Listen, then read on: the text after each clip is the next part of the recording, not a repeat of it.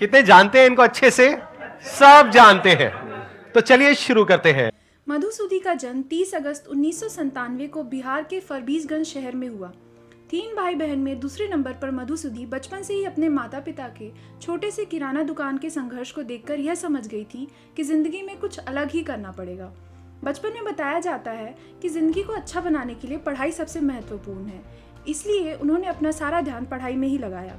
घर की आर्थिक स्थिति ठीक नहीं होने के कारण तीनों भाई बहनों की पढ़ाई सरकारी स्कूलों में हुई, लेकिन उन्होंने इस बात का कभी रोना नहीं रोया।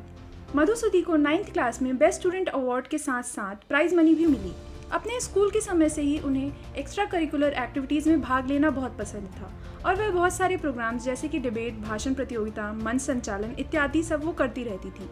क्लास 10th में अपने स्कूल में टॉप 3 में आने के बाद 12th में बिहार बोर्ड एग्जामिनेशन में पूरे बिहार में टॉप 1% में आई। फिर जेईई मेंस जैसे अलग अलग नेशनल लेवल के एग्जाम्स क्वालिफाई करने के बाद मधु का एडमिशन आइजर कोलकाता में हुआ। पर मधु को यह एहसास था कि फैमिली को सपोर्ट करने के लिए वो अपनी डिग्री कंप्लीट करने का इंतजार नहीं कर सकती थी।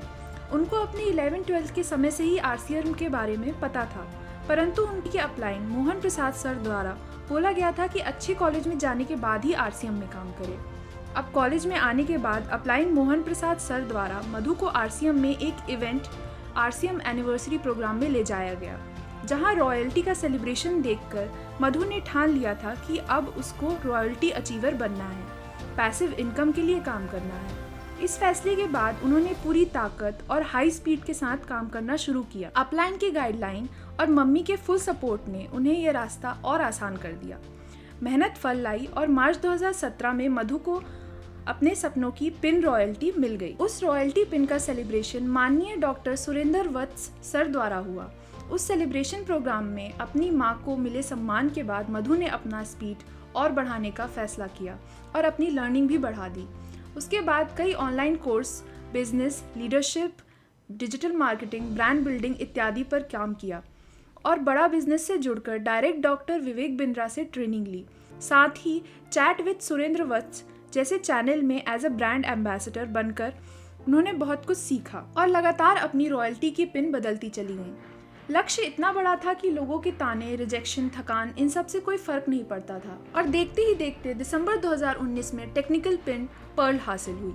मधु का खुद से कमिटमेंट था कि अपना कॉलेज खत्म होने से पहले टेक्निकल बनूंगी और उन्होंने यह कर भी लिया। अपनी स्पीड को और बढ़ाने का सोच ही रही थी कि तभी लॉकडाउन आ गया और उन्होंने तुरंत खुद को डिजिटली काम पर लगा दिया।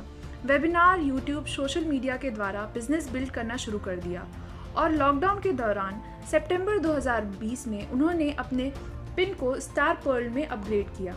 उसके बाद आरसीएम कंपनी के द डायमंड मैगजीन में उनकी स्टोरी भी आ गई। लॉकडाउन में जहां दुनिया तंगी से परेशान थी, वहीं मधु ने अपना घर पर ही वंडर वर्ल्ड क्विक ओपन करके अपनी मां को गिफ्ट किया। आज उनके mummy papa RCM wonder world quick चलाते हैं। साथ में मम्मी पूरा बिहार का बिजनेस संभालती हैं। टीम की पूरी मेहनत और सभी अपलाइन के सहयोग द्वारा आज मधु एमराल्ड पोजीशन पर हैं, जो कि उन्हें दिसंबर 2021 में हासिल हुई। आज मधु आइजर कोलकाता में पीएचडी कर रही हैं और साथ में कई सोशल कॉज जैसे सक्सेस कर्व एक पहल के लिए अपना वक्त देती हैं।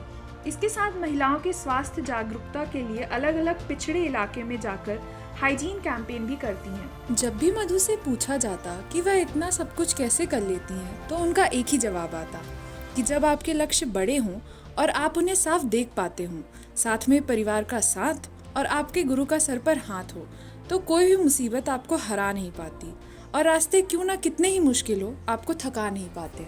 हालात की बंजर जमीन फाड़ कर निकली हूँ, बेफिक्र रहिए, मैं शोहरत की धूप में नहीं जलूंगी। आप बस साथ बनाए रखिएगा, अभी तो मैं लंबा चलूंगी। सारे जहां पे भारी मेरे भारत की बेटी, दिल जान है शान हमारी मेरे भारत की बेटी। जीती रहो जीतती